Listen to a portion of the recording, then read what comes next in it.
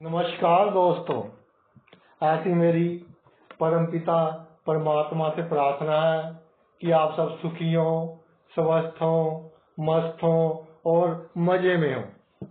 आज मैं आपकी सेवा में एक नया वीडियो लेकर उपस्थित हुआ हूँ, जिसमें हम चर्चा करेंगे कि अगर किसी जातक की जन्म कुंडली में शुक्र और राहु यानी कि वीनस और राहु का संबंध बन रहा हो तो उसका जातक पर क्या प्रभाव पड़ता है, यानी कि कुंडली में शुक्र और राहु का संबंध जातक को क्या फल देता है। पहले यह समझते हैं कि किसी भी जातक की कुंडली में शुक्र और राहु का संबंध किस तरह से बन सकता है, किस तरह से पॉसिबल है।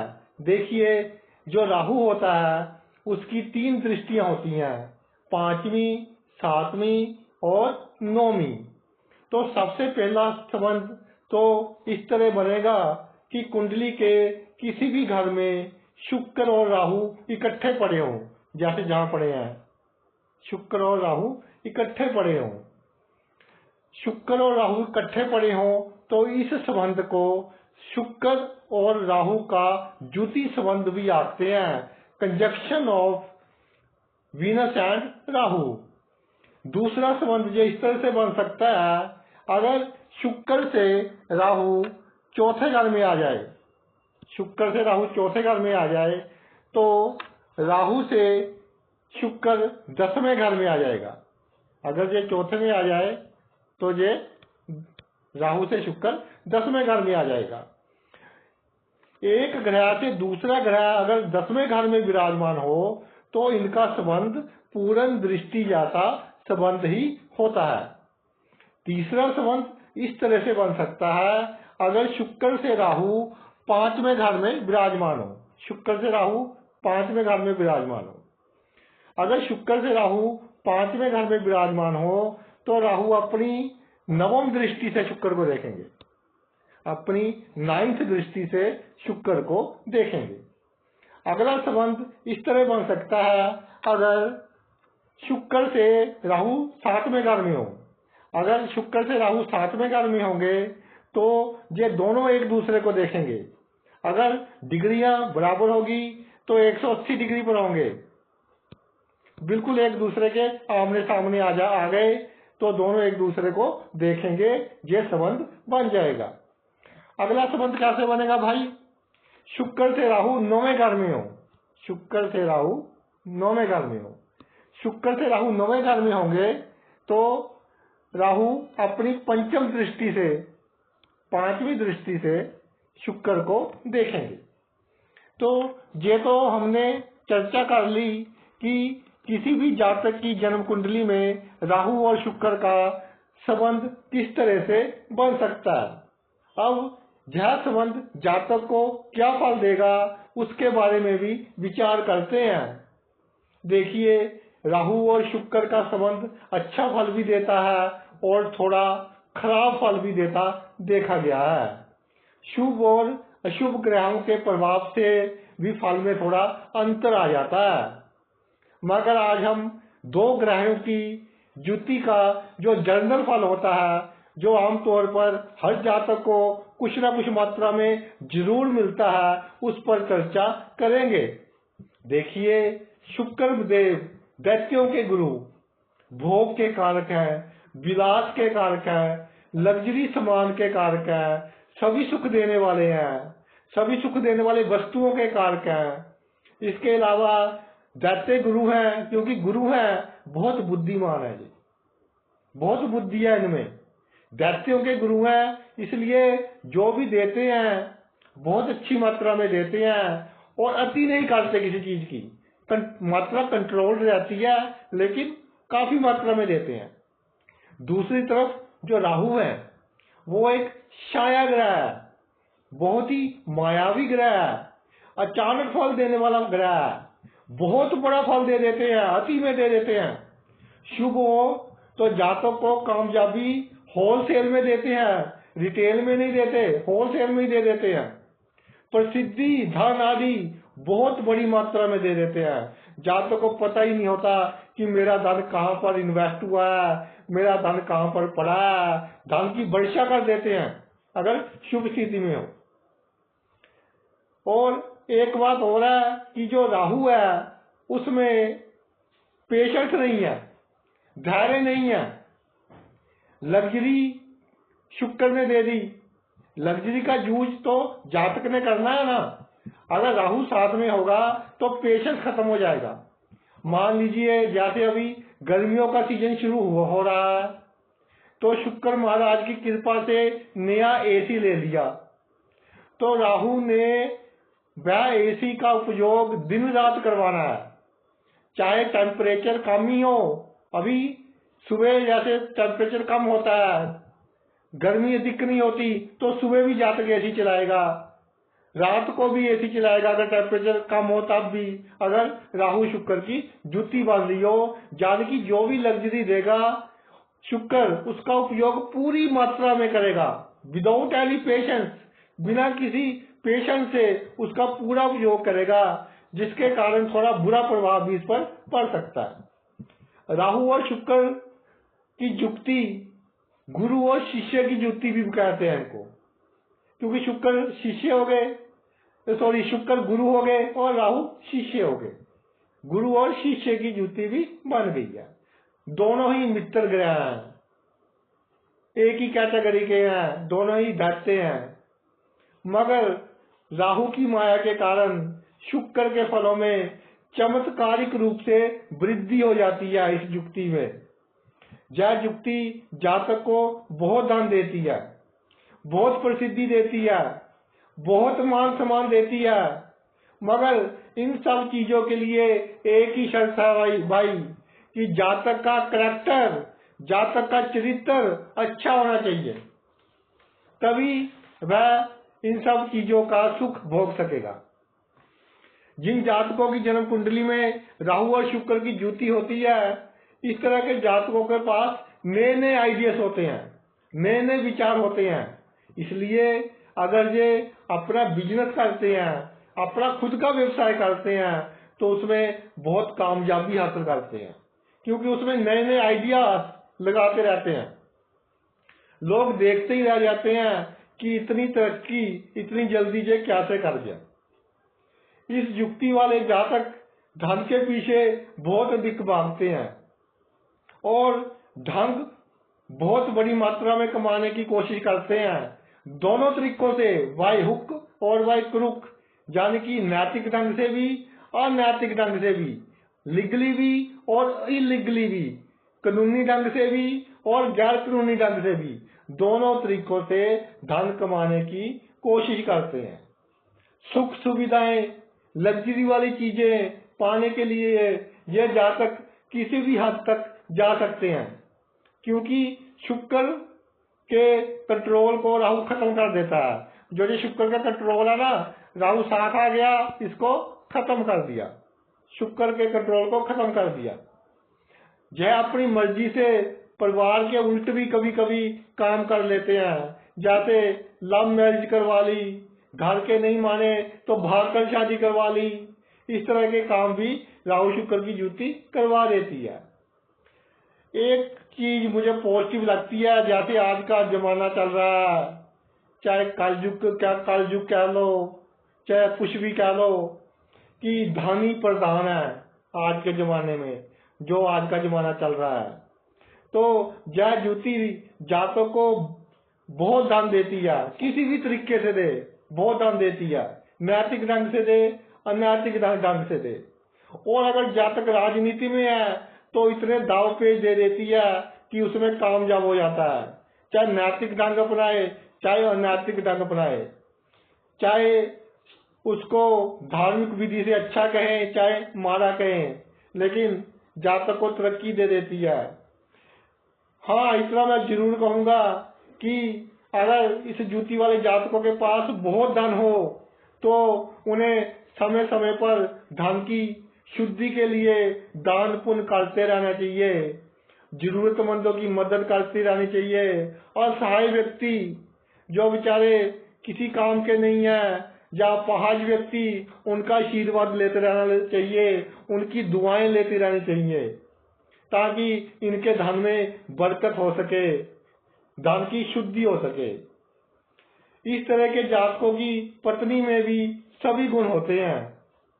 उसके बाद भी अगर थोड़ा सा भी अशुभ प्रभाव इसमें आ जाए युक्ति में, तो जातक दूसरी स्त्रियों से संबंध बनाने की कोशिश करता है। लेकिन अगर शुभ प्रभाव ज्यादा हो, बृहस्पति का साथ मिल जाए, तो कामयाब नहीं होता। नहीं तो दूसरी स्त्रियों से संबंध बनाने की कोशिश करता है, चाहे पत्नी में बहुत सारे गुण क्यों ना हो। और एक बात और देखने में आई है, बहुत ध्यान से सुन ले राहु और शुक्र की जुति वाले जातक, कि ऑपोजिट सेक्स के लोग, अगर ये पुरुष है तो स्त्री, अगर ये स्त्री है तो पुरुष, दोनों पर लागू होती है ये बात। ऑपोजिट सेक्स के लोग इनको अपने चक्कर में फंसाकर इनका धन में ठगी लगा लेते हैं, इनको धन किसी तरह से हड़प कर जाते हैं और इनको काफी नुकसान पहुंचा देते हैं। कई बार तो इस तरह के जातक कंगाली के कगार पर आकर खड़े हो जाते हैं इस चक्कर में। तो इनको बहुत सावधान रहना चाहिए अपने चरित्र के मामले में। जब देखें कि कोई ऑपोजिट सेक्स का व्यक्ति मेरे बहुत करीब आ रहा है, तो देखिए क्यों करीब आ रहा है। अगर बिना मतलब के करीब आ रहा हो तो भाई दाल में कुछ काला है, या कह रहे कि पूरी की पूरी दाल ही काली है, आपको ठगी लगाएगा पक्का, और आपको बहुत सारा नुकसान पहुंचा सकता है।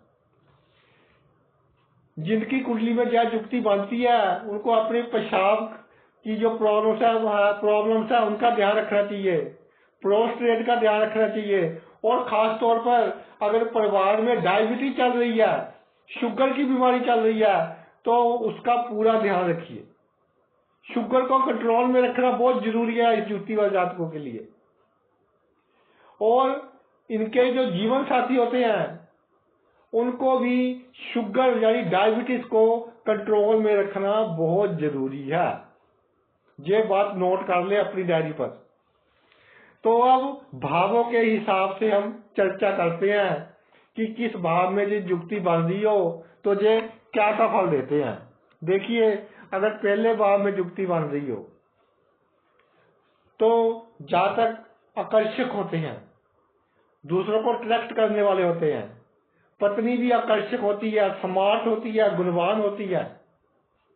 इस तरह के जातक मूडी होते हैं, कभी बहुत गुस्से में आ गए, कभी बहुत खुश हो गए। अब सेकंड हाउस पर आते हैं, दूसरे घर में। दूसरे घर में शुभ युक्ति हो भाई, तो इनको परिवार की चिंता बहुत रहती है कि वो व्यक्ति तो दुखी नहीं है, मेरा बेटा दुखी नहीं है, मेरी बेटी दुखी नहीं है, मेरा भतीजा तो दुखी नहीं है। परिवार के लोगों की चिंता बहुत रहती है। धनी होते हैं, धन की कोई कमी नहीं होती, खाने पीने के शौकीन होते हैं, अच्छी चीजें खाने पीने के शौकीन होते हैं। अगर शुभ हो तो ससुराल और पत्नी से थोड़ा मतभेद होता देखा गया है। अब थर्ड हाउस पर आते हैं, तीसरे भाव में। मित्रों से अच्छा लाभ पाते हैं, धन की कमी नहीं होती, धन की कमी के कारण कोई काम नहीं रुकता। अगर शुभ प्रभाव में हो तो मित्र ही कोई ना कोई षड्यंत्र रचते हैं और जिसके कारण इनकी बदनामी होती है या धन का घाटा पड़ता है। अगर तीसरे घर में राहु और शुक्र की ये शुभ युति हो तो भाई पार्टनरशिप में कोई काम ना करना। खास करके अगर मित्र कहे कोई भी, चाहे बहुत पुराना मित्र हो, कि हम इकट्ठे होकर ये काम कर ले, बिल्कुल नहीं करना। फोर्थ हाउस में आते हैं, चौथे घर में। अगर यह शुभ दृष्टि पड़ रही हो तो भाई क्या कहना, बहुत बड़ी गाड़ी, बहुत लग्जरी गाड़ी, बहुत लग्जरी बंगला, बहुत लग्जरी मकान, लोग मिसाल देते हैं कि ऐसा घर बनाया है, ऐसी गाड़ी रखी है, अच्छी जमीन जायदाद से युक्त बहुत सुखी जीवन जीने वाला व्यक्ति होता है। अगर शुभ प्रभाव में आ जाए तो क्या निशानी होगी। अगर शुभ प्रभाव में आ जाए तो बाथरूम जो होता है घर का, उसके साथ पंगा नहीं लेना। मतलब कि बाथरूम जैसा है वैसा ही रहने दो, उसको रेनोवेट नहीं कराना। अगर थोड़ा खराब है, रिपेयर थोड़ी बहुत करवा ले तो ठीक है, रेनोवेट ज्यादा नहीं करवाना। यह नहीं सोचना कि बाहर का कोई व्यक्ति आएगा तो मेरा बाथरूम देखकर क्या कहेगा कि कैसा बाथरूम है। नहीं, बाथरूम में कोई तोड़फोड़ नहीं करनी, वरना राहु का प्रभाव खराब हो जाएगा और उसके बाद माता से भी मतभेद रहने शुरू हो जाएंगे, माता का स्वास्थ्य भी खराब हो जाएगा। आगे हम आते हैं 5वें भाव पर, 5th हाउस में। अगर 5वें भाव में राहु शुक्र की युक्ति शुभ अवस्था में हो, अचानक धन लाभ होता है, राजनीति में रातों रात तरक्की हो जाती है। अगर शुभ ग्रह का प्रभाव हो तो जातक को अपने जीवन में बदनामी का सामना करना पड़ सकता है, खास करके प्रेम प्यार के चक्कर में। और प्रेम प्यार के में इनको अपने पैसों का भी ध्यान रखना चाहिए कि कोई मुझे ठगी ना लगा ले। ये इसकी चर्चा हम पहले भी कर चुके हैं। अब 6ठे भाव पर आते हैं, 6th हाउस में। शुभ परिणाम में हो 6ठे घर में तो सभी भौतिक सुख मिलते हैं। लोन वगैरह लेकर, ऋण वगैरह लेकर अगर बिजनेस करना चाहे तो ले ले, अच्छा बिजनेस चलेगा। अगर जहाँ शुभ प्रभाव में हो तो इनको अपने पेट, लीवर और किडनी का भाई थोड़ा ध्यान रखना चाहिए।